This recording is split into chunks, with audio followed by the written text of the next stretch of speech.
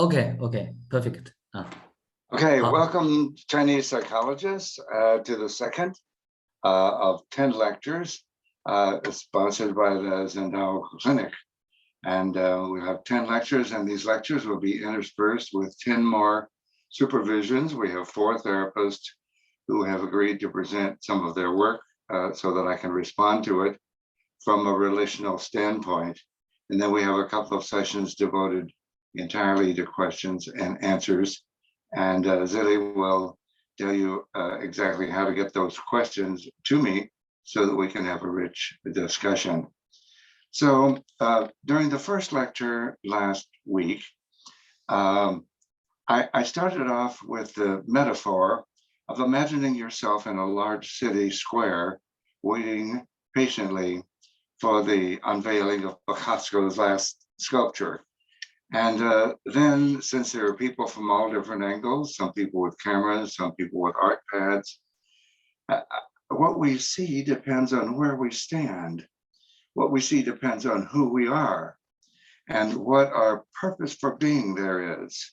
And so as we use this metaphor to begin thinking about psychotherapy and psychology, we begin to realize how important the notion of perspective turns out to be. For many years, since Newton in the 16th century began the scientific revolution, Newton, as I mentioned last week, felt that the universe was a giant clockwork set into motion by the hand of God, and our job was to systematically understand every piece of how the universe worked. And that view of science prevailed up through the 19th century as the major way of thinking about and studying the world around us. And it's now been called the modern view. However, starting with Einstein in 1905, and then followed by the quantum physicist, the string theorist, and many other, the chaos theorists, we've begun to realize that the world is not so simple that we will ever be able to understand it, that the universe is in principle infinitely complex and forever unknowable. And so this is the postmodern view. The postmodern view says we'll never know how things work, but what we need to do is to form models or perspectives or vantage points on things we want to look at, on things we want to study and to understand. And so in psychology and psychotherapy, the perspectives that we want to develop are perspectives on what we want to listen to in therapy to the human beings that come to our consulting room. And so then we begin to think, well, in psychotherapy, what's the most important dimension? Now, more than 100 years ago, Freud was using the modern approach, and he began to search for things in the human mind, such as conscious and unconscious, or ids and egos and superegos. And so all of early psychoanalysis and most psychologies were formed trying to find out what's the truth of the human mind, until at last we've begun to realize that whatever truths there are in the human mind, that our mind is the most complex thing in the known universe, and in principle, it is forever also unknown and unknowable. So we're stuck with trying to understand people who come to our consulting rooms and trying to develop perspectives that will help us listen carefully to them and listen carefully to the things that are bothering them. And I don't have to tell you, everyone who comes to our consulting room today, the first thing on their mind is relationships, whether it's with a spouse, a child, a mother, the past, and relationships are really what our lives are about. So then last week, we also talked then about that we now know through neuroscience that the human brain, the forebrain particularly, organizes itself in the first year of life according to the relationships that are and are not available. That is, always before we thought the brain was just something, and we would input and we'd learn about it. Now we know that it's much more complex than that. And every human brain is different because every environment of each individual baby is different. And so if the baby gets one kind of mirroring or one kind of interaction, then the brain, the cells actually move around in the brain to accommodate that relationship. The principle that has been spoken of is by a neuroscientist named Hebb. It's called the Hebbian principle. And it's a principle that says when neurons wire together because there's something in the environment they want to investigate, when they fire together, they also wire together. And at that point in time, there's a new connection.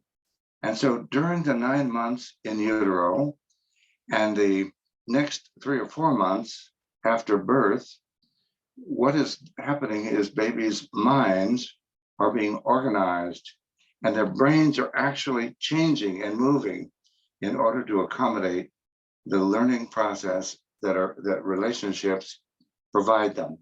So we can see that the earliest relationships are the most important ones. But then in our postmodern view of psychotherapy, where we're trying to develop perspectives that would help us most help our patients, we begin to find out that the relationships that all of us form in the course of growing up are the most important thing to focus on. And so the relational approach has been evolving now for several decades. And it's not that it's new, but it's becoming clarified. It's becoming articulated in a number of different places. So the idea is this, that our relationships form our brain, and then we interact with the environment, and there is a progression of complexity in terms of the kinds of interactions that human beings are able to have. And the progression is from simple connections to more complex, more complex, more complex, and very complex. And so it's not like there's a lockstep developmental procedure, because there isn't. Every baby, every person develops differently. But we can define a series of relationship complexities that help us listen to people in our consulting rooms. And so today I'm going to be spending most of the time talking about these particular relationship complexities. And it's going to be important for you to get these in your mind, because the rest of the course is going to be built on these. And I will be repeating them, as we go each time. But I'll have some charts I'll show you today. And at first, it seems overwhelming because I've got 3 or 4 charts that are all sort of along the same dimension. And you think there's too much to learn, there's too much to remember. But at some point you begin to realize, wait a minute, there's nothing new here.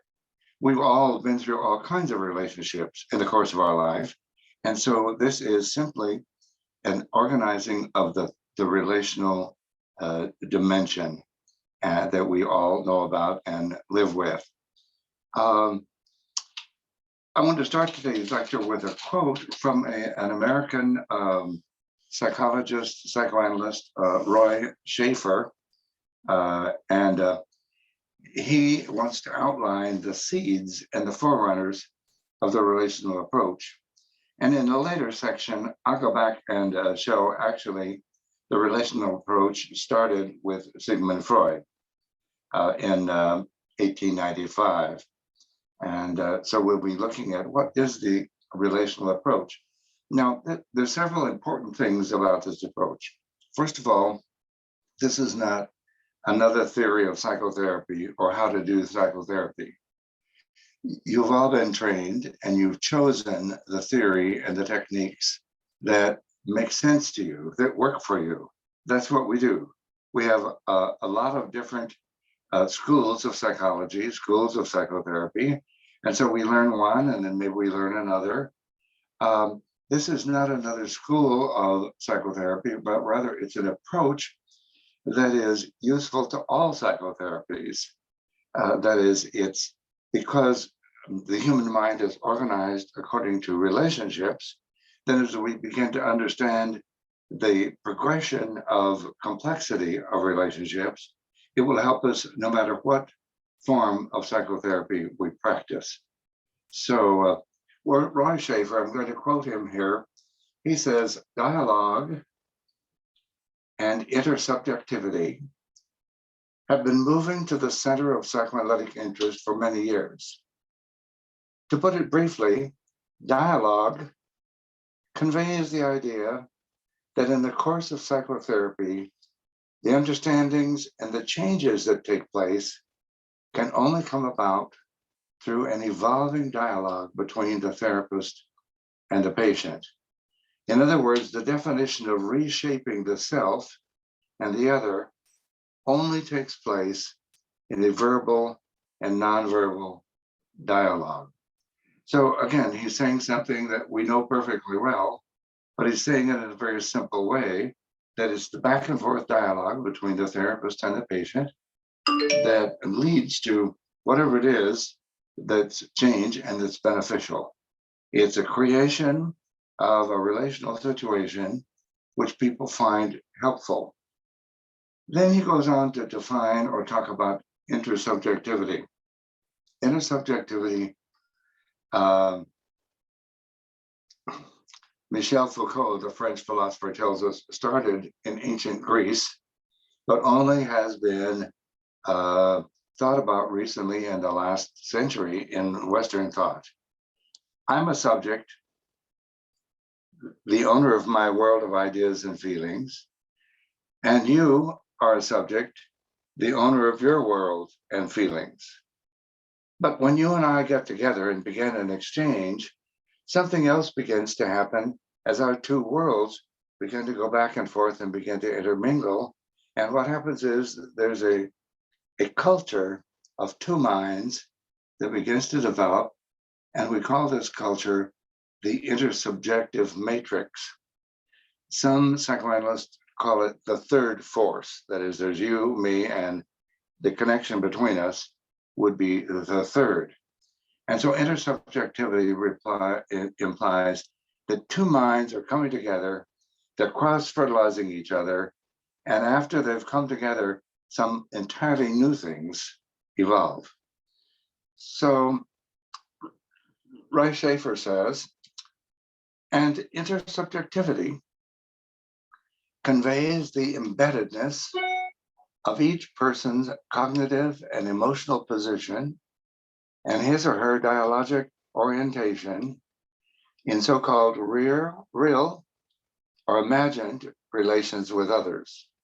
So he's saying is you and I get together and we exchange these things cognitively and emotionally, then that as a result of that dialogue and that conversation, our inner world changes. He continues to say it's always been intuited and vaguely understood that the agent of change in psychotherapy is the dialogic nature and the intersubjective reach of the therapeutic relationship itself. And this has become increasingly clear to us in the last 2 to 3 decades, when the relational understanding has begun to become articulated by different therapists in different places. We've begun to realize that whatever it is that's important in human relationships emerges through interpersonal dialogues. Another group that has thought about this considerably is called the Boston Change Process Study Group. Boston, as in Boston, Massachusetts, where this is a group of infant researchers, but they were interested in studying the change process.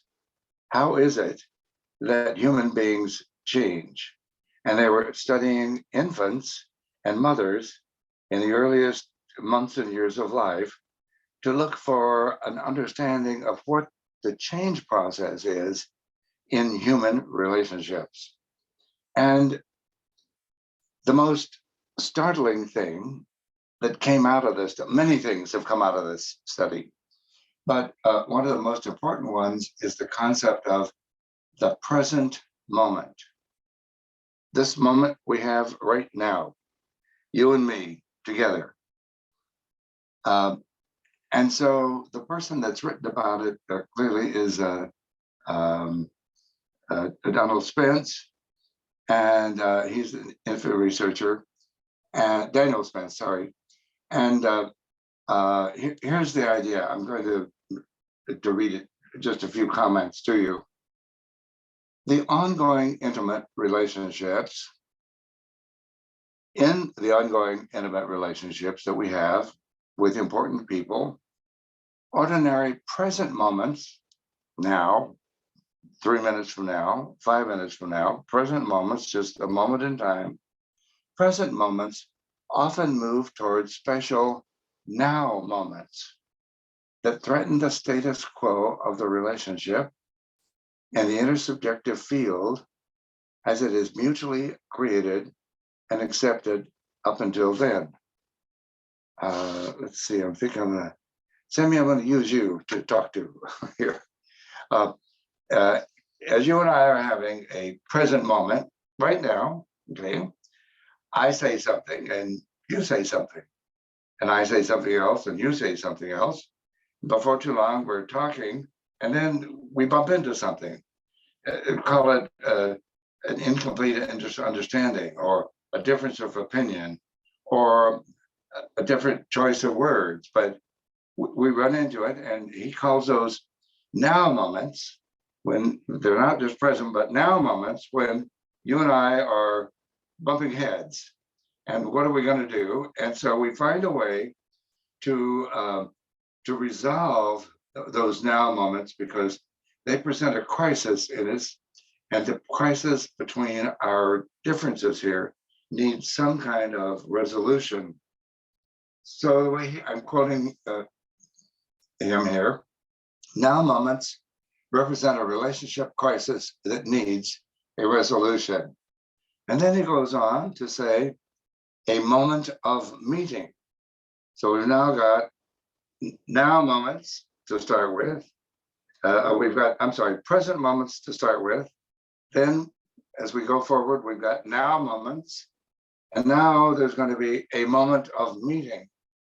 And that's when Sammy and I have an authentic and well-fitted response to the crisis created by the now moment. Perhaps we had a difference of opinion about something. Perhaps we use different words or different concepts. But as we talk a minute, then suddenly we got it and we're there, and it's a moment of meeting. Okay? If two people are successful in their moment of meeting, the relationship builds and both people are slightly changed. That is, the moment of meeting actually allows two people to know something about each other that they didn't know before. If the meetings of moment are not successful, then we have a bigger rupture and a bigger rupture. And finally, Sammy and I are not even going to talk to each other. We hate each other so much. Okay, we're going to get divorced. Okay, so the question is, relationships build on the basis of now moments coming together, working together to learn from each other, and then moving forward to the next set of puzzling moments. So the lesson is clear, says Schaefer, Spence, whatever importantly motivates us in relationships is operating in the here and now present moment and deserves our mutual attention and focus.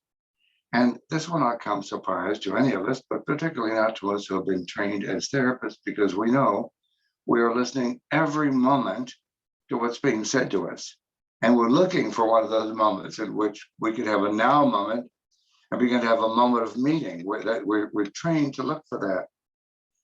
If we cannot live together in the present moment, our relationships are dragged down by the past or weighed down by anxieties of the future, neither of which we can do anything about in the present moment. Now, to me, the most fascinating thing that came out of the study of the present moment, Spence, in studying this, although the group is from Boston, he was living in Manhattan, New York, and he began to study. He went down to Lower Manhattan, which is an artsy section, and he spent a lot of time in dance studios.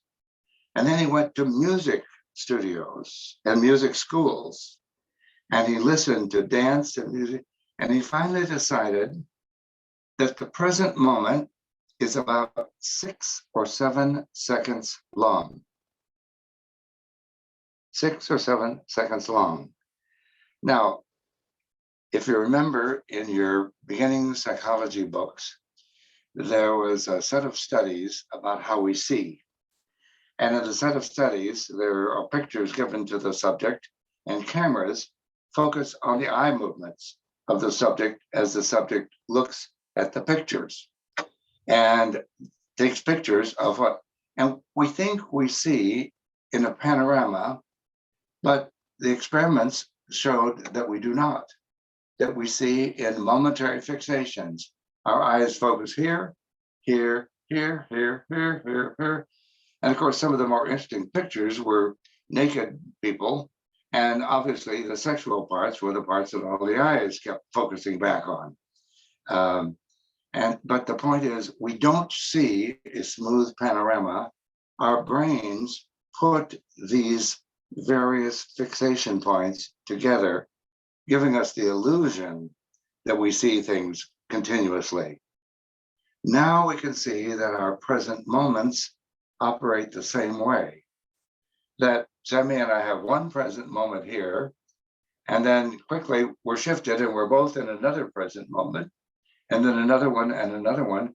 But we think we've been sitting here having a continuous conversation. And the important part of this for us as psychotherapists is to realize that when we're in a conversation with any of our clients, many different things are going on with eyes. I assume we're going to hear something about ears, but I don't know that research yet. But certainly our brains integrate our experiences and give us the sense of who we are and who the other person is. And in these present moments of fixation, we're constantly creating relationships. And that's really the important part that we need to begin to realize, that an infant from conception begins creating a relationship with the womb. And once the placenta is attached, the placenta and the baby begin to blood flow from the mother, nutrients, evacuation. And so for 9 months, there's this complex relationship between a fetus and mother's body. And we now know that in the last trimester, and maybe before, babies are paying close attention to what's going on around them. We begin to discover this with audiology, and microphones were actually put into women's wombs to measure the kinds of sounds that the babies were hearing. And so the sounds are very distinct. So by the time a baby is born, the sounds, the movement, the routines of mother and mother's body are already known to the baby. So babies come in to the world already having mapped many things. And in the next 3 months, which infant researchers have called the 4th trimester, which I pointed out is a strange thing. In English and Latin, tri means 3. So we ordinarily think of 3, but the infant researchers say there's another 3 months after that, and we're going to call it the 4th trimester. So during this 4th trimester, babies are still mapping, but they're mapping different things. They're mapping mother's face, mother's arms, everything around them. They're sleeping most of the time. They wake up, they nurse, and then after a satisfying nursing, you watch a baby and they begin to look around, and they're looking all over the place until suddenly something catches their attention. And our research has told us it's almost always something round, and it's almost always something with sharp edges. That is, babies are genetically prepared to recognize faces and to pick faces out of the environment. And if we are there as a parent or a friend, we wait for the baby to wake up. We wait for the baby to be satisfied at the breast. And then we wait until the baby's eyes focus on us and we light up and we start talking and we maybe sing a little song and we move around and we're catching the baby's attention. We're drawing this baby towards us. Heinz Kohut, the person we associate with self-psychology, says babies form a self because mother believes there is a self, and she addresses the baby as if the baby had a self. And so the mother is pulling that baby into selfhood through this relationship. And I continue, of course, to talk about mother, but where it's all mothering people in the environment, fathers, brothers, sisters, grandmothers, it doesn't matter. Whoever is there, whoever is emotionally involved in this baby, including the family dog or cat, they're very interested in babies. Whoever is there, the baby then begins to have a special relationship with them. And that becomes a little later stage. But in this first stage, the baby is simply trying to map what's out there anyway. And so, as I said, the mapping starts from conception. It takes intense change at birth. And then by the fourth month, the baby is now alive to the world and moving and doing things. And parents are, by the fourth month, the parents are very tired. Their bags under their eyes from staying up so late. They're worn out. They think, will this baby never grow up? But finally, by the fourth month, oh, do you know what he did today? He smiles when I smiled at him. There's a baby in there. And so we welcome this child into our world. It's the baby has been entering our world for a solid year, but we can now feel that baby's presence in a very real psychological way. So now as we move forward in this, the dimension that we're going to be watching for the 22 sessions that we're going to have, the dimension is going to be the dimension of relational complexity. Babies begin very simple, more complex, more complex. And so all of the charts we're going to see will be charting that relational dimension. Now, be careful. There's a tendency to look at these charts as though they are developmental phases, and that babies go through one phase and then the next, and then the next, and the next. We've had plenty of those developmental phases. Relational complexities are something else entirely. We all live through, there's four major watersheds of relational complexity. We'll look at them. We all live in all four of those complexity levels every day. That is, sometimes we live very primitive things, like when we're laughing or having a good time, or maybe when we're in bed with a lover, where we're just ecstatic, we're going crazy, and we're just enjoying ourselves fully. But then by the time we get up to the highest of these four levels, these are some of our most difficult times of the day, because at these higher levels, we realize we have to consider other people. We have to pay attention to the feelings of our partner, to the feelings of our child. We need to slow down what we want and allow ourselves to be present with a partner, a lover, a patient.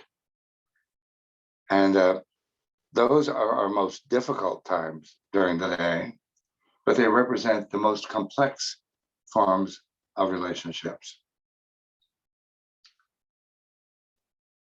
Okay, now I'm going to go through them. Don't get overwhelmed, okay?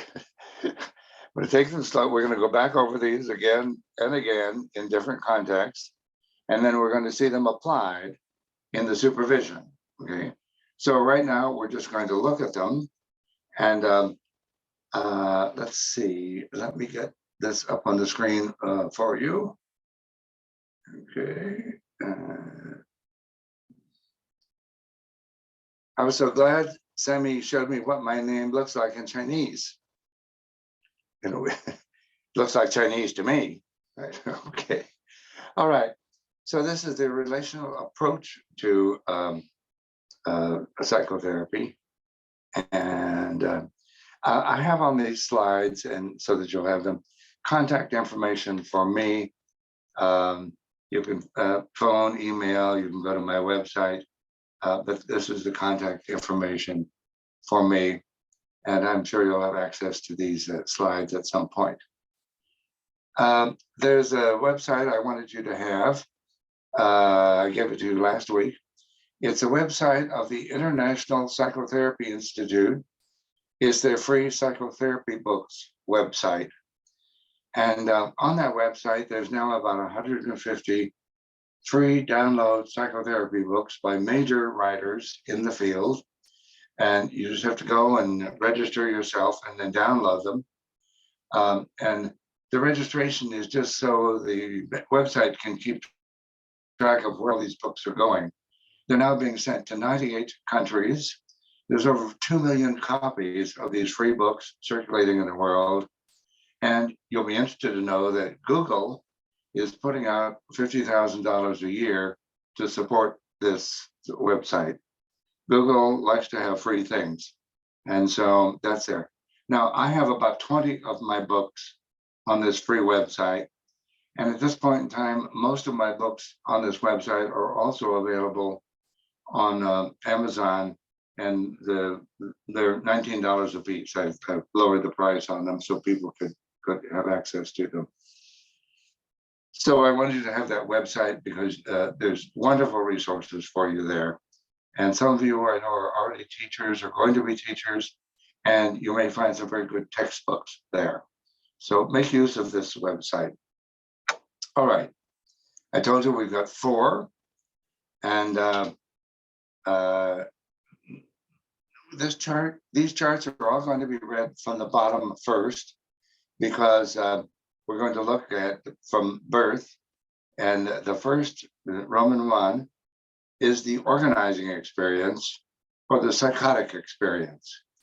And the dates on that are plus or minus 4 months from birth, as I've already said. That is, this organizing or psychotic experience goes on in utero and then on for the first 3 or 4 months of life. And we're going to talk about what goes on in the organizing experience and what that relational experience is like. The second level goes from roughly 4 to 24 months. But time periods are arbitrary, but they just help us get a picture. This we call the symbiotic period or the bonding experience. It's the period that attachment theory deals with. And at this point in time, most of the clients coming to us in private practice are going to be concerned particularly about these 2 levels of themselves, whether they have developed the other 2 or not. So most of our attention in this course is going to be spent on these 2 levels because they turn out to be the most practical level. Like I say, even if people have developed other higher levels or more complex levels, these are the levels that give people problems. The third level is the self-other, or Kohut's term is self-object, or the narcissistic experience. This is the 3-year-old experience of see me, say how wonderful I am, watch me dance, listen to me sing, look at my drawing. That is, the self is using others to reinforce the self. And we'll talk about all of that. And that's about the 3rd year.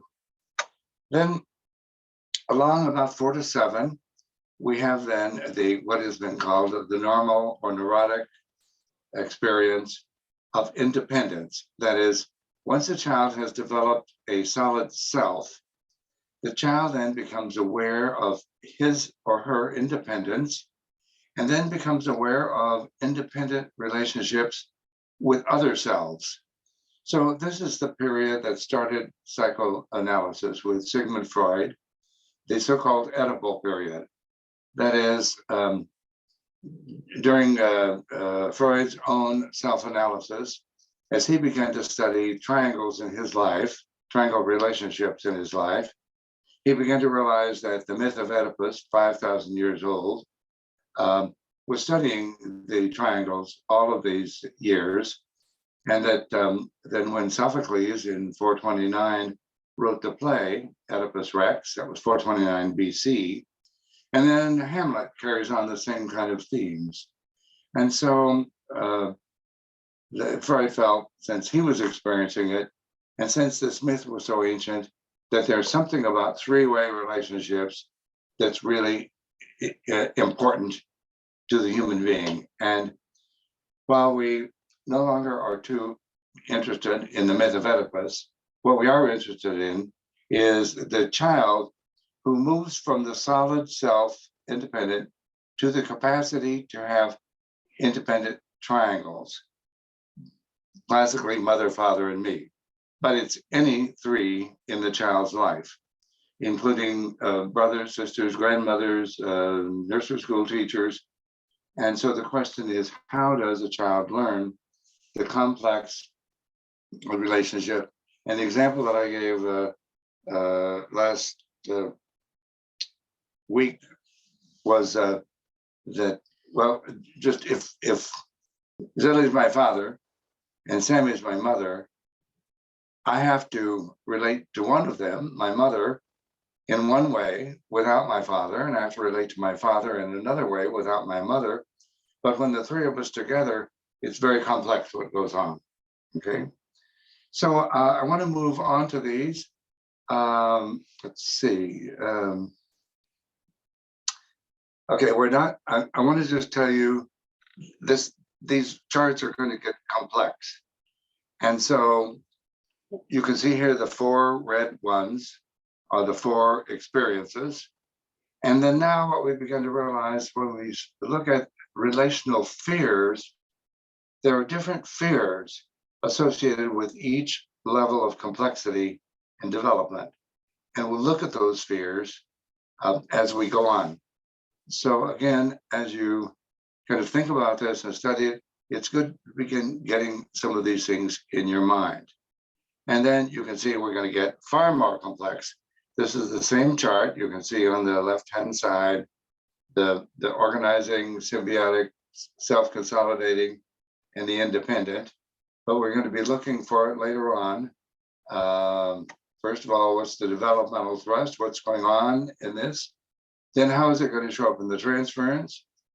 How is it going to show up in the countertransference? And then this chart has oops, let's see, it went too fast. This chart has a second part. Oh, this is the second part. Here again, the four levels, but we're going to look at resistance in therapy. We're going to look at our best way to listen to each of these four levels and our best way to intervene therapeutically in each of these four levels. So you can see this is not another theory about how to work in therapy. It's rather a set of understandings about when people are relating to us from certain levels of complexity, how are we going to be present with them? This book is now, this next year will be its 40th anniversary. It's now up on my website for $19. It's also up on the free website. It's my first book, 1983, and it gives these listening perspectives in great detail. It's my most difficult book to read because I set about to survey 100 years of psychoanalysis in terms of relationships. And so it's a book of scholarship. The rest of them I sort of shoot from the hips more. And one of the more recent ones that summarizes this whole approach, that's very readable. In fact, I wrote it for Chinese students at Kappa. It's a short book on the handbook that summarizes all of this. And I recommend that you each one get this handbook, and as you go through, you'll begin to see that we're repeating, and repeating, but each time we repeat, there's something other complex about it. So very quickly, I want to go through the organizing experience. Let's see, we're doing good with time. All right, I'm going to read this slowly because it's taken us years to get it condensed into a couple of statements. So the organizing experience. Infants require certain forms of connection and interconnection in order to remain psychologically alert and enlivened to themselves and to others. And I gave that example of the baby waking up, nursing, and then trying to find the world. What we know is all mammals are genetically prepared with a demand. And the demand for all mammals, and we are mammals, is find the warm body or die. But with human beings, it's more than find the warm body. We are genetically prepared for the last 3 or 4 million years to find the human mind. And so babies, when they're born, are genetically prepared to find mother's body, mother's breast, mother, and then standing behind mother, the baby will find the father, and then the family, and then the tribe, and then the church, the religion, the culture, the language. All of these things have been evolving for thousands of years, and babies are genetically prepared to look for them and to find them. And so this relational dimension that we're looking at is a relational dimension that is genetically foreordained to move forward. And this is the way it starts, that the baby realizes that the baby must reach out and find a connection and an interconnection in order to remain psychologically enlivened to themselves. Okay. In an early relatedness, babies then are busy organizing physical and mental channels of connection, first to mother's body and later to her mind, and then to the minds of others. And these connections are for nurturance, stimulation, evacuation, soothing, and finally, becoming a real human being. Now, when we frame organizing patterns in psychotherapy, okay, I'm going to be talking about framing each one of these experiences, how, as we're in psychotherapy and we begin to realize someone is trying to reach out, trying to connect to us, but they're afraid. Okay, so framing organizing patterns for analysis entails studying how two people approach each other, you and your client, to make connections, and then turn away, veer off, rupture or dissipate the intensity of the connections. That is,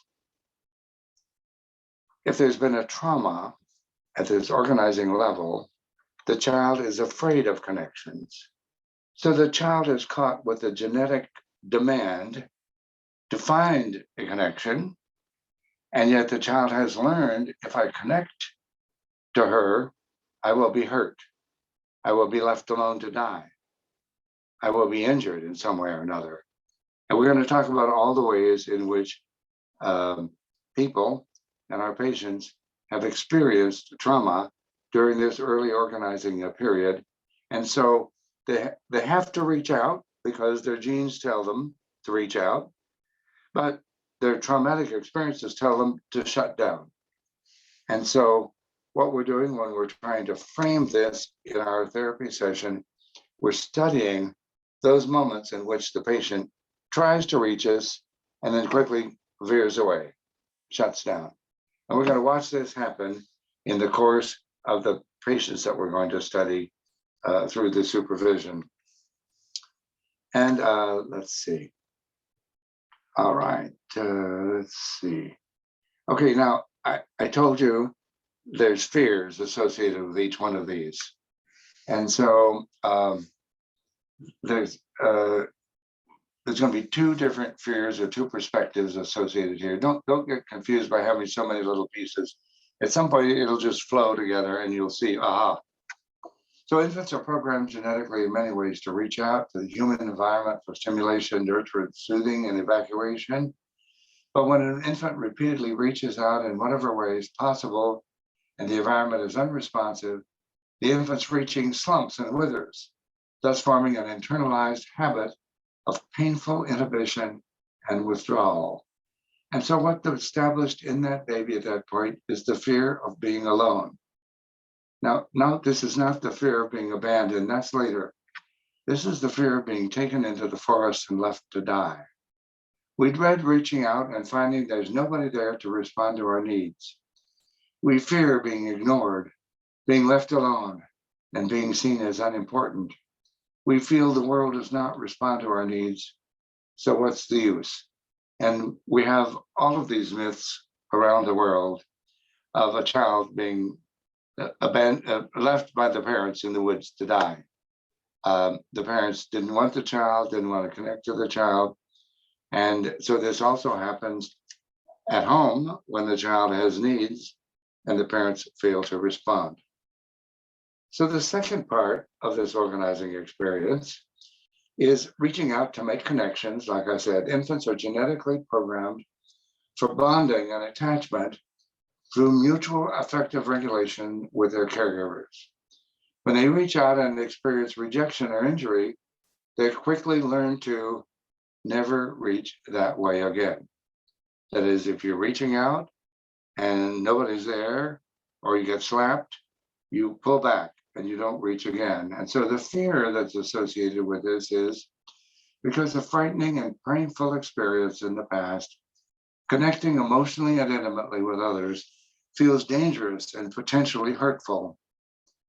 Our painful life experiences have left us feeling that the world is not a safe place. We fear injury, so we withdraw from connections. I'm sorry, I failed to give you that second slide. You'll get all of these slides and you can go through them carefully. And they're all expanded considerably in that relational listing handbook I mentioned to you. The second experience, 4 to 24 months, is going to be the symbiotic relational experience. Toddlers are busy learning how to make emotional relationships, good and bad, that's the splitting, work for them.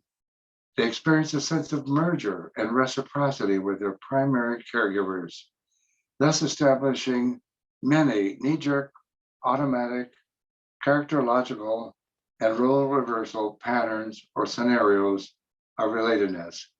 That is, in the attachment, babies learn to be together with their mom. As you watch my hands, you can see we're going back and forth and learning to be with each other. And so often then the experience is one of mother and baby operating as one, which is why it's gotten called the symbiosis. Now, in human life, there's no such thing as symbiosis. That's a metaphor borrowed from biology. But Margaret Mahler felt that the experience that a mother and a baby were having during this period is as though they're operating with one mind. And so when we feel that a patient is relating to us out of a symbiosis, either a good symbiosis or a bad symbiosis, we frame the symbiotic or bonding attachment relatedness scenarios. We note how each person, you and me, characteristically engage the other emotionally, and how interactive scenarios evolve from two subjectively formed sets of internalized self and object interaction patterns. So going back to intersubjectivity, Sammy has her own life history. She has her own ways that she likes to connect with people. She has her own ways that she doesn't like to connect with people. And I have mine. And so when we come together and try to match, we'll each one be trying to experience an appreciation of the other person's world or trying to move comfortably. And so in psychotherapy, we're aware that our borderline and characterological patients generally come in from this level, and they try to set up the same kind of reaction patterns that they've learned as babies, and we feel awkward about it. We feel pressured. We feel our boundaries are being put upon, and then after a while, we begin to feel like there's something wrong here, and we begin to realize this person is showing me what their early bonding pattern was. And then we'll go through and try to talk about how we work with this. So that framing for therapeutic study, the symbiotic bonding or attachment relatedness scenarios, the back and forth scenarios, entails noting how each person characteristically engages the other emotionally, and how interactive scenarios back and forth evolve from two subjectively formed sets of internalized self and other interaction patterns. So you can see here something that we'll clarify later, that when we're interacting with this level of relatedness with our client, we are ourselves interacting at our very early symbiotic level in order to be able to do this dance and then define that the dance isn't working. So there's much more of us involved in these two lower levels of relatedness than there is at the upper levels. And that'll become clear why. But the simple answer is that in the first 2.5 years of life, babies don't have speech and stories. Yes, they're learning words, but their experiences are not yet involved in telling you what's going on or telling you stories about what happened. And so the communication between caregivers and babies and toddlers is emotional communication, is interaction communication. And so when we're working with people for the time that are living at this level, then we're going to feel that bonding dance being done. Now, there's one other very important thing to be aware of as we go through here, and I've already hinted at it, which is all of us went through all 4 levels of relational development, and all of us relate in all 4 of those levels. And so in our own analysis, when we're in therapy, we may be very well developed. Most of us who have gone this far in school and in our own therapy, we're fairly well developed people, but at some point, there may be some pieces of our history, either in the first year or 2 of life or the 3rd year of life, there may be pieces of us that had some kind of interruption or trauma. And in the middle of our analysis at our upper levels, we will have to go and explore what those early scenarios were all about. So this not only applies, the 4 dimensions, not only apply to people who are sort of stuck living at those dimensions, but they apply to all of us when there are pieces of ourselves that had some trauma at some of those levels. And so the next part is still part of the symbiotic experience, but it's the end of the symbiotic experience. So the attachment or bonding through symbiosis, through mutual affect regulation, it's a fundamental biological drive. Babies are driven to bond emotionally with their mothers. This often other bonding scenarios or dances established are life-sustaining.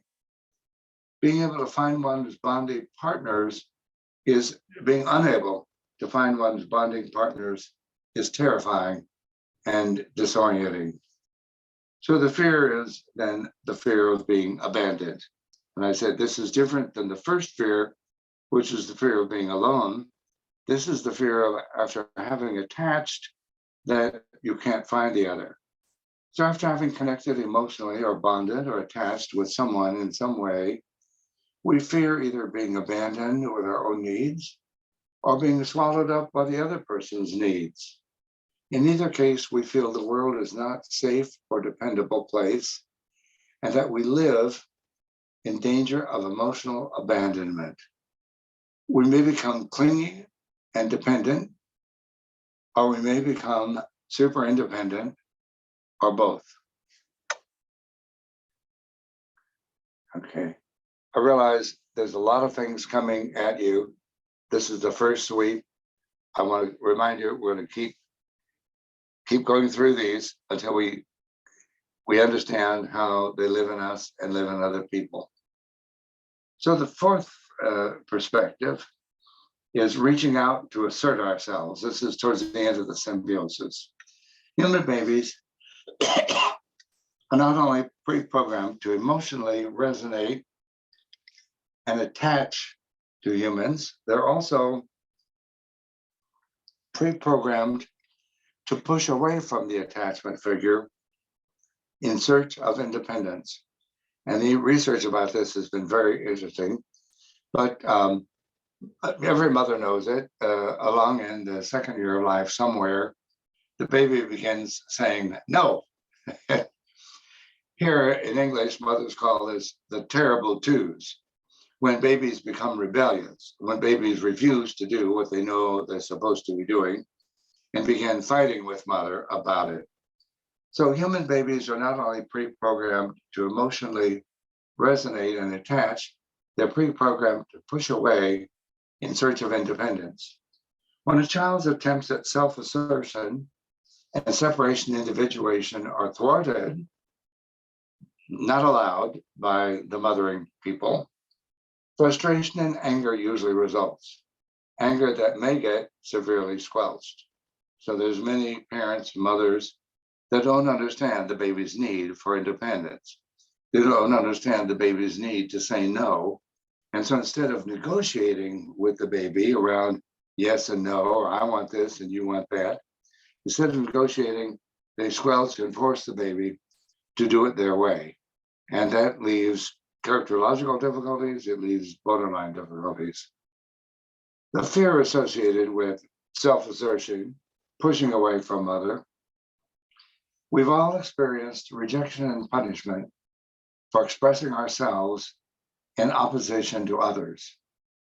We come to fear asserting ourselves and our needs in relationship. We feel the world does not allow us to be truly ourselves. So we may either cease putting ourselves out there, or we may assert ourselves with a demanding, aggressive vengeance. Okay. And so that's really the two aspects of the attachment. There's the attachment and connection, and the detachment and self-assertion. So we just have a few more minutes left, and then I'm going to go for questions. We're now moving up to the third year of life, to what is called the self-other or self-object relational experience. 3-year-olds now have individuated from mother. They've gone over this fight with mother. By the way, one of the things that's amazing to mothers is, and I've been with a lot of mothers where they had really difficult, terrible twos with their babies, they're screaming and yelling at one another, fighting at one another. And then as soon as the mother begins to relax and negotiate with the baby, at some point overnight, the baby stops being mean and nasty and oppositional. And the way I've come to understand that is that the baby needs to know that my opinions, when I need them, will be respected. And so long as mother's negotiating, sometimes mother can say, no, we're doing it my way. And the baby just goes. But at other times, there's a negotiation. And as soon as the baby begins to realize I can assert myself and I can be heard and respected, then the baby stops fighting mother. So But in this third year of life, the 3-year-olds are preoccupied with using acceptance and approval of others for developing and enhancing self-definitions, self-skills, self-cohesion, and self-esteem. Children are busy drawing or throwing a ball or dancing in the living room when the relatives have arrived. And everybody needs to be applauding them, saying, that's great, that's wonderful, you're great, you're my boy, I'm proud of you. Everything you do is wonderful. And that's the way we begin to develop a good, strong sense of self, is by being seen, appreciated, respected by other people. And that's a necessary form of a 3-year-old development.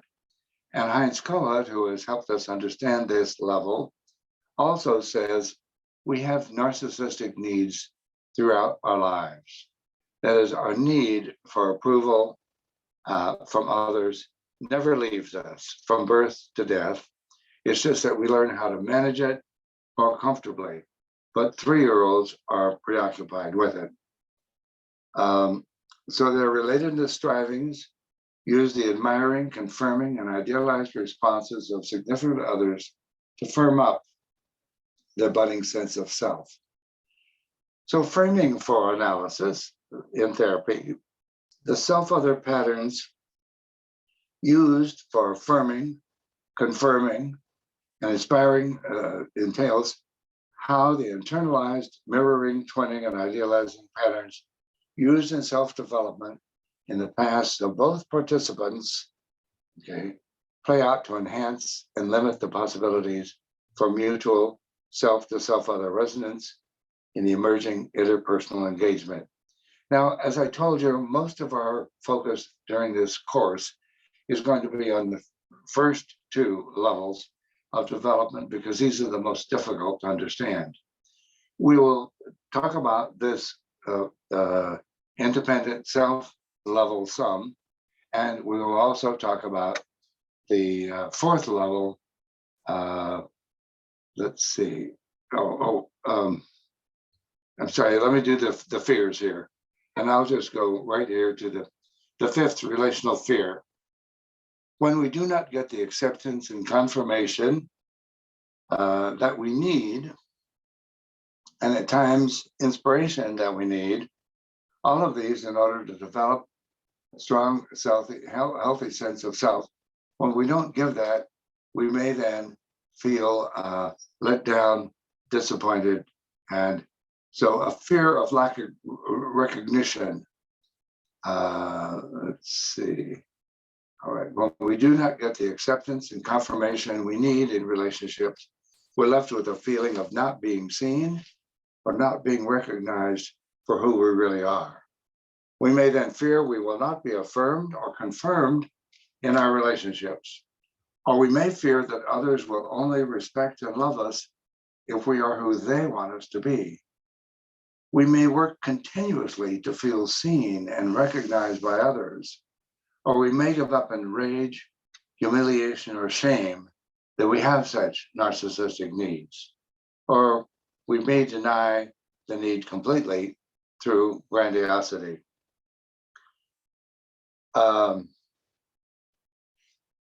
When we talk a little bit later about therapy with this level of self-object needs, I specifically address women therapists in terms of this is very difficult in the countertransference for women therapists to deal with men who are narcissistic. And the reason is because every woman on the planet has had the experience of being neglected, put down, abused, whatever, by narcissistic men who have no respect. And so every woman carries inside herself certain emotional sensitivities. So when a narcissistic man comes as a patient, it sometimes stirs up a lot of countertransference in women. Not that it doesn't in men, but I think women have a special vulnerability. And we'll talk about how the woman therapist can move past this to be able to appreciate that she's dealing not with another abusive man, she's dealing with a needy 3-year-old child.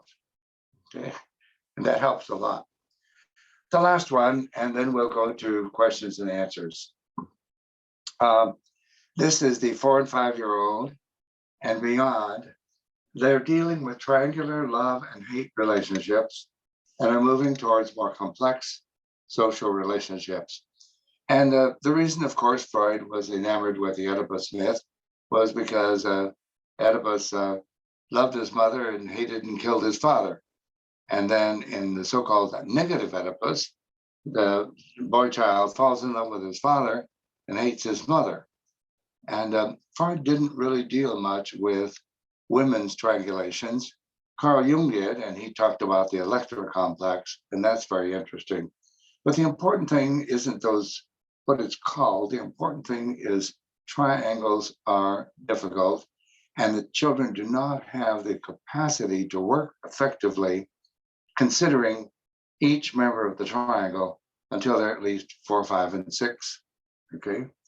In their relatedness, they experience others as separate centers of initiative, separate selves, and they experience themselves as independent agents, independent selves in a socially cooperative and competitive environment. So that's the meaning of this particular level.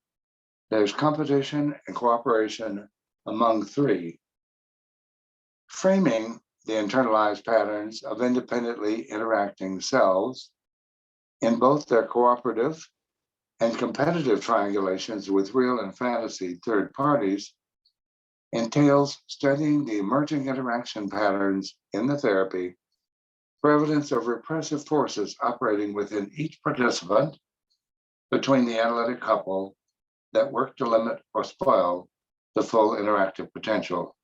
That is, all of us are perfectly capable of various kinds of repression, and just as our patients are.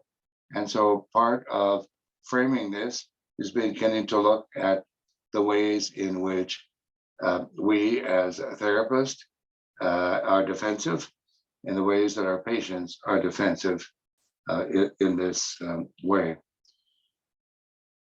So there's 2 different fears associated with, and the first one is the one, let's see, the fear of, let's see, the 6th fear, the fear of failure and success. Let's see, I got lost here.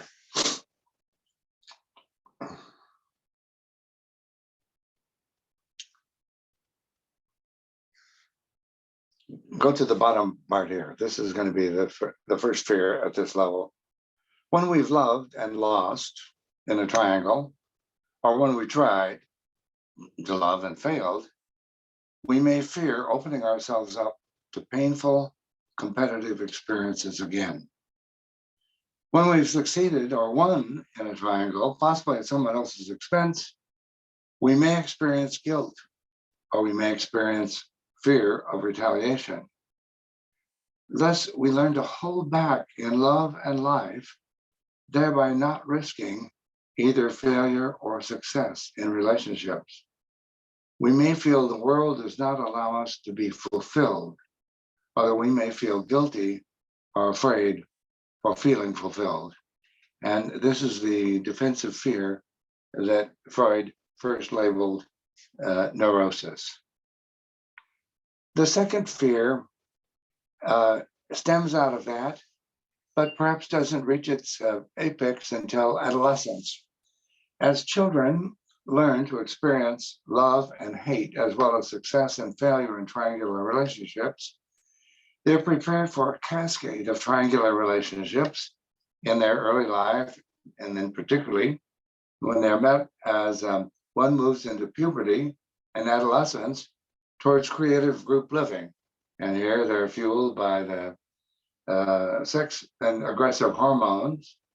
And so by the fear then is our expansiveness, our creative energy, and our joy in aliveness inevitably come into conflict with demands from family, work, religion, culture, and society. So as very young children and babies, we learn to just be spontaneous and to be ourselves. But slowly through time, we begin to curtail who we were. We begin to become afraid that if we were, various things would happen. And reaches its pinnacle at adolescence. We come to believe that we must curtail our aliveness in order to be able to conform to the demands and the expectations of the world we live in and the people that are close to us. We feel the world does not permit us to be fully, joyfully, and passionately alive.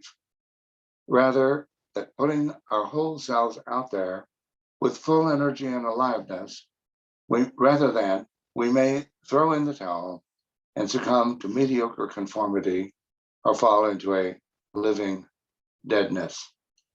So in a way, if we had to say what the final goal of all therapies, relationally speaking, it's to be able to move to a level in which we are as fully alive and fully creative as we possibly can be. And yet we're aware that all of these levels of experience and all of these fears have severely limited us. And one of the things that's, for me, sad to see is when a child reaches 5, 6, or 7, this child that's been fully free, spontaneous, joyous, slowly begins to clamp down on herself or himself, and it loses that joyful spontaneity of early childhood as the child grows up. It's a necessary part of growing up. It's a necessary part of learning language and culture. It's a necessary part of creative development, of creative relationships with others.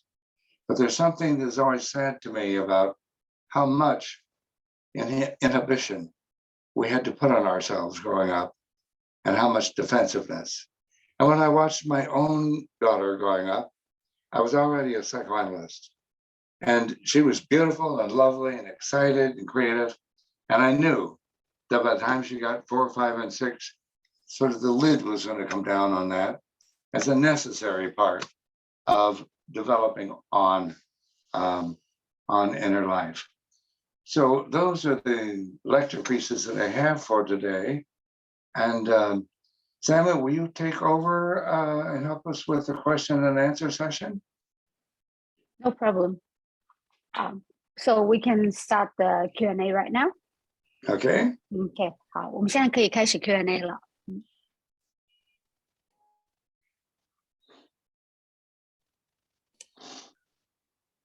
那我来先问一个吧。那个，老师的书上和讲座上反复讲到的这个 organizing experience， 这个 organizing 它到底是什么意思？因为这个词翻译成中文以后，它是有很多意思的。能请老师多说一下吗？And Julie is wondering, for the organizing experience, this term you have been constantly using in the book, in the context.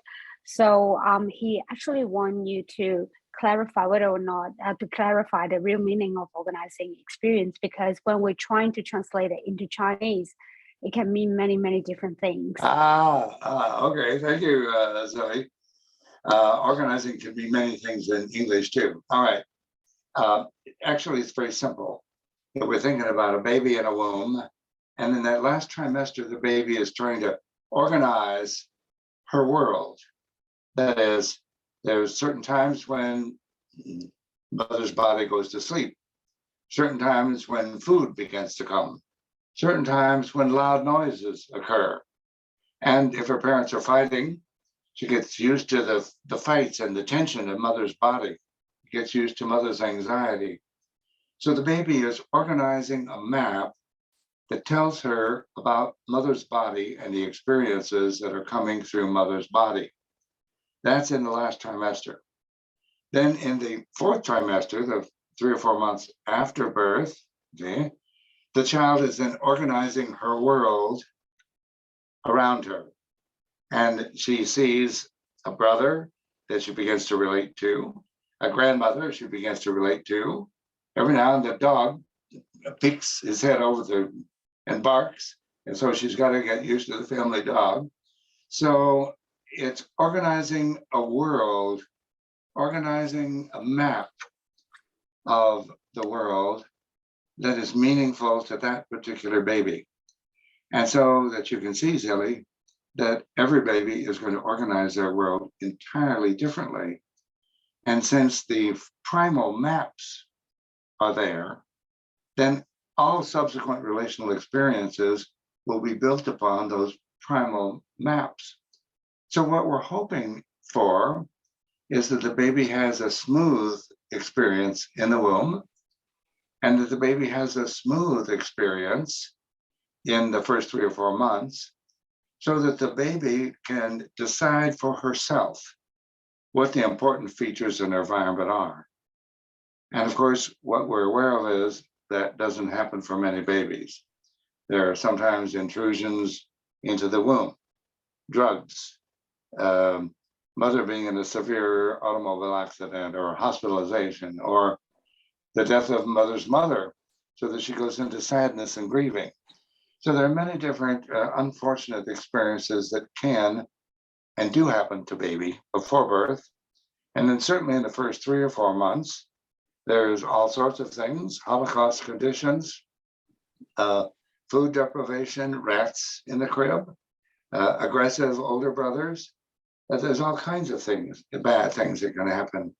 So what we're hoping is that the baby managed to get through the organizing period to where the baby can then begin to look and organize some good experiences in the attachment. And those of you that have studied attachment, you're aware that we have a secure attachment. Then we have 2 forms of insecure attachment where relationships have been intruded upon. And then we have the disorganized attachment. And the disorganized attachment almost always has its origin in a disorganized organizing experience. That is, there were intrusions and traumas during the organizing period, and they've not let the child move into a consistent attachment with mother, whether it's secure or insecure. How's that, Zilly? Thank you. Thank you very much. Okay. I like the way your English is getting good. You're saying organizing experience. Yay. 老师说你的英文变得越来越好，尤其是当你可以这么标准的说出 organize experience。好的，好的。那你对我预期这么低，我肯定好了啊。All right. So I think now I am trying to organizing the perspective and theories from you and other theories I already learned in the past. So maybe I have some, I think I have a problem. So for example, in your theory, you mentioned the 3rd period as the self-other relational experiences. And I guess you integrate self-psychology theory. But I'm yes. Yeah. And so I think maybe in Kohut's theory, those kind of self-object needs happened from more earlier stage. Yes. So how can we integrate the 2 theories and why you only see that happens from 2 years old and 3 years old? Okay, Lily, I'm not certain I understand your question, but let me try. If we think of this progression of relational complexity, then different things happen in any one of our lives during there, because we all have different families, different mothers, different fathers. So we build our relationship patterns or templates that we internalize. And so the way that we learn to internalize our mothers at the organizing level or the symbiotic level or the self-object level, we take those patterns into later life. So in a way, as I said earlier, this particular way of looking at things, the relational thing, is not a theory so much as an approach, a way of thinking about what's going on with our patients, no matter what theory we're using. We could be using DBT, CBT, EFT, because we choose a theory of psychology and a school of psychology because it makes sense to us, because it resonates with us. And so then we develop our own therapeutic technique according to that theory. And then as we grow, we bring other theories in.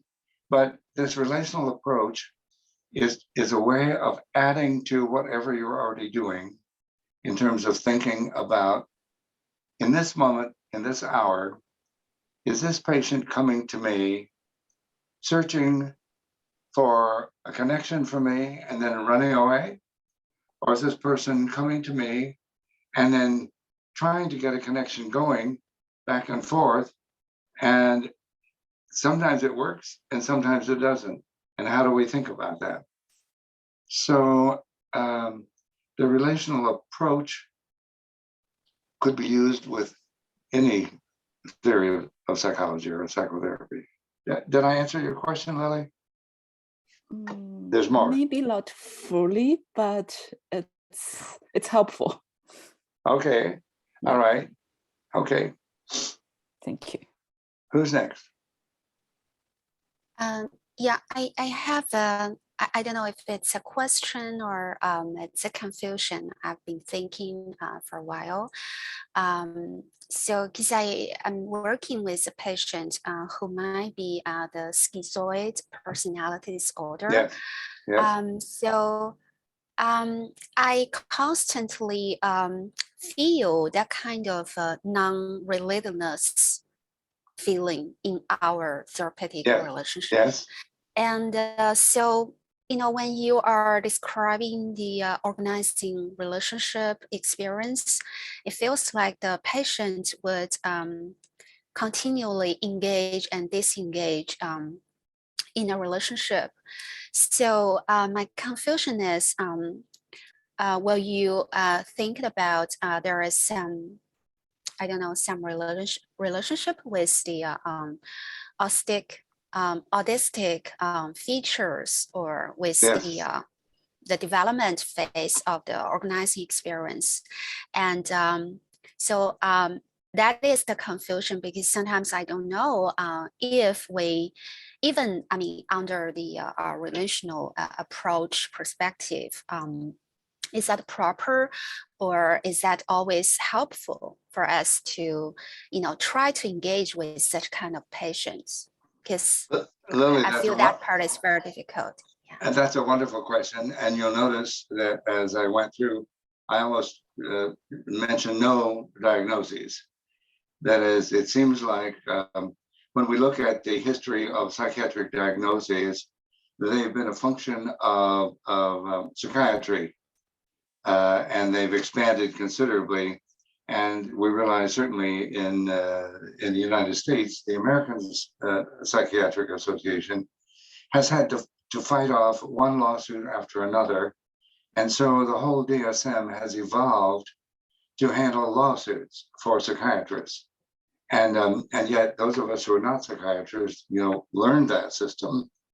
And it's an interesting system, but I often call it Noah's Ark of mythical beasts. Does that make sense? We know what Noah's Ark is. Okay.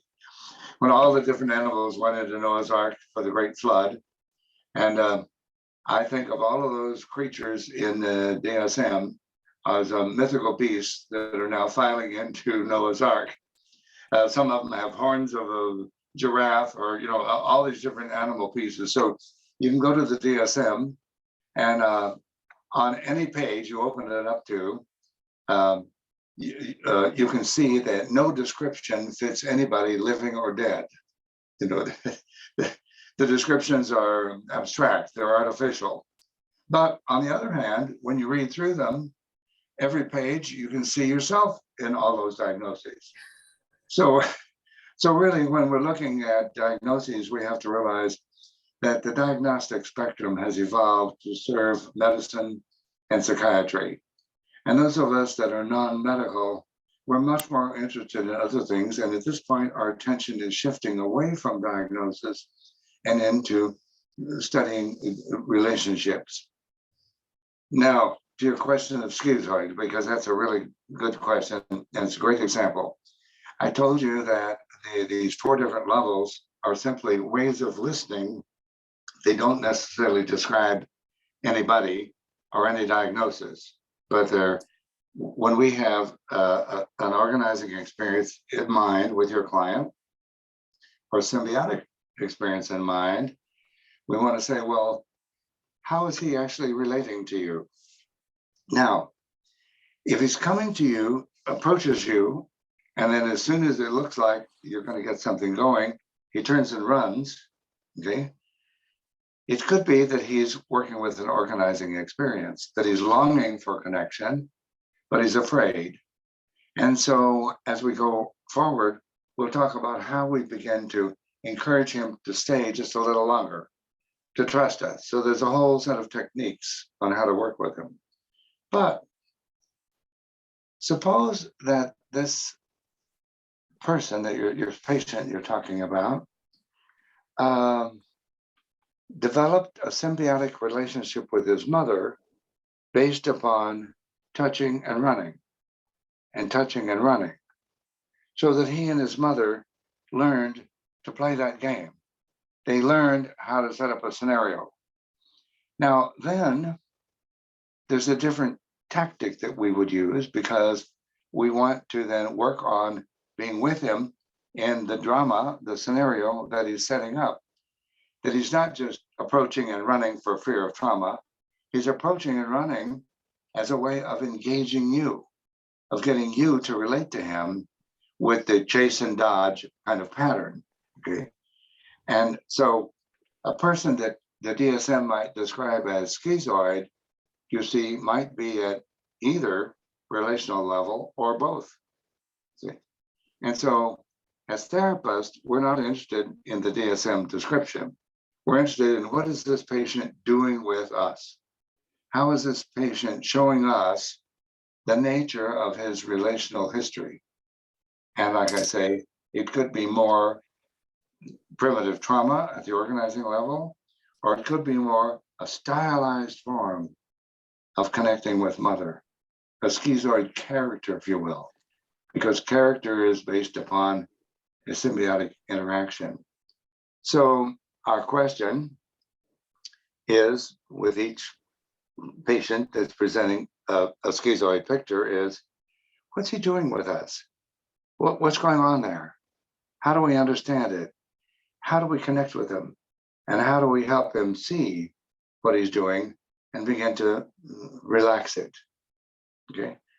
Those are the questions that we finally ask in therapy.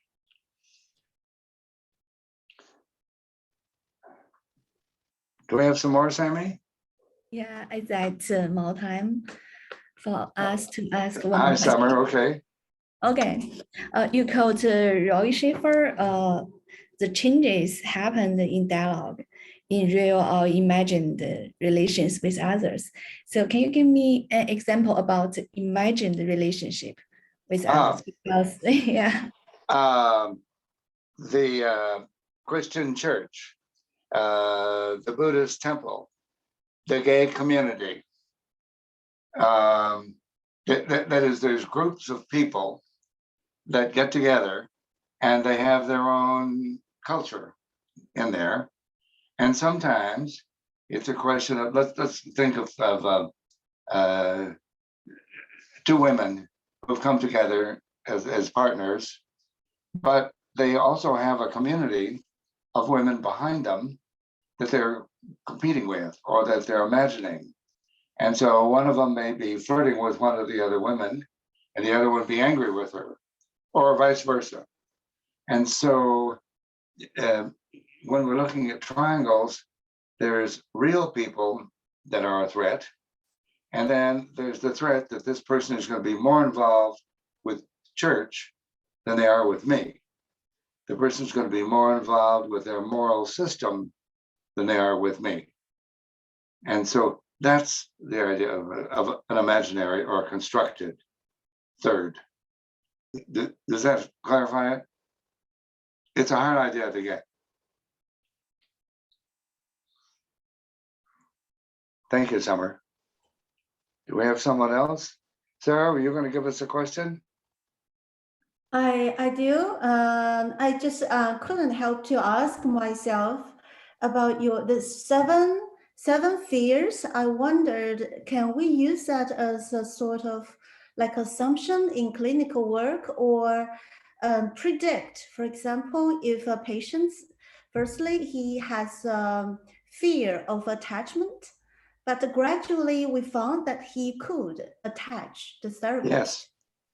Afterwards, can we imagine, or can we predict that after that fear, he or she might come to the next fear, the fourth fear, like asserting self? Oh, okay. Not necessarily. Very good question. Not necessarily, because this is not a lockstep thing. Maybe they come to the next one, but at the other level, the fourth level, the person might not have a problem.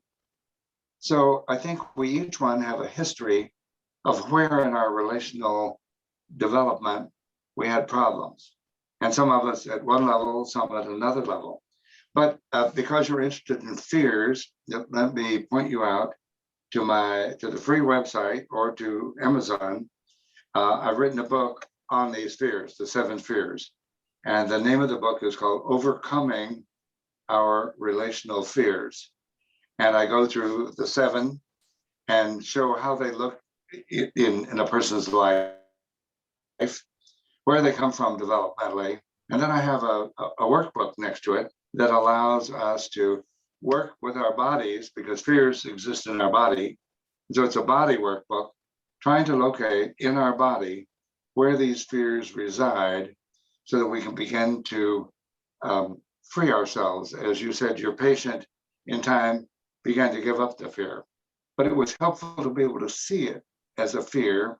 And also it's usually very helpful to see it as a fear that resides in some place in our body. And it's different with every person. You know, some people hold it in their throat, their jaw, their eyes, their fists, their stomach.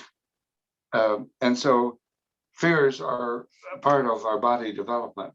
And so look up those books, and I think you'll find there's a really good set of, and I had some body psychotherapists help me write that book. So it's knowledgeable from the standpoint of body work. Oh. Okay. Where are we, Sammy? 好的，那个因为时间原因，我们今天就到这里啊，谢谢拉瑞老师精彩的教学，谢谢各位老师参与讨论，那我们下周见啊。